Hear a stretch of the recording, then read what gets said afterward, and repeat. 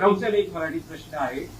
गौतम अदानी असं म्हणत आहेत की शरद पवार हे त्यांचे मार्गदर्शक आहेत. मग त्यात काय झालं? सुप्रिया सुळे असं म्हणतात की गौतम अदानी हे त्यांना हवा समान हवा. तर काय म्हणजे यात हा प्रश्न नव्याने विचारताय का आपण? उसमें नया क्या है? नया है वह नया क्या है मुझे बोलिए ना. ज्यांनी शरद पवारांचं आत्मचरित्र वाचलंय वाचून या.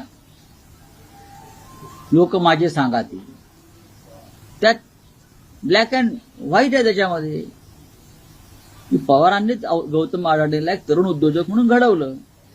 आता असं आहे की त्या उद्योगपतीला किंवा ज्या तरुणाला एखाद्या नेत्यानं त्याची जडणघडण केली असेल तर त्याच्याशी त्या नेत्याशी त्याचे कौटुंबिक संबंध निर्माण होतातच. तसे ते असतील तर त्याच्यामध्ये आक्षेप घेण्याचं मला कारण वाटत नाही.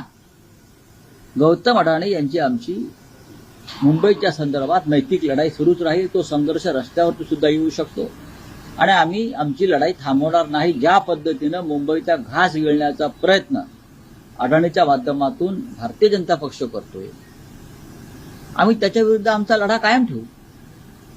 त्याच्यामध्ये कोणी येतील ते येतील. आला तर तुमच्या सोबत नाही तर तुमच्याशिवाय. ज्यांना मुंबईविषयी प्रेम आहे मराठी माणसाविषयी प्रेम आहे ते गौतम अडाणीच्या या राक्षसी वृत्तीला विरोध करतील.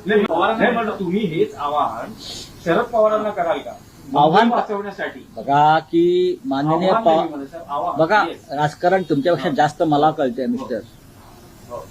हा विषय अनेक दिवस झालेला आहे. आमच्या अनेक आंदोलनात ते सहभागी झालेत त्यांचे लोक.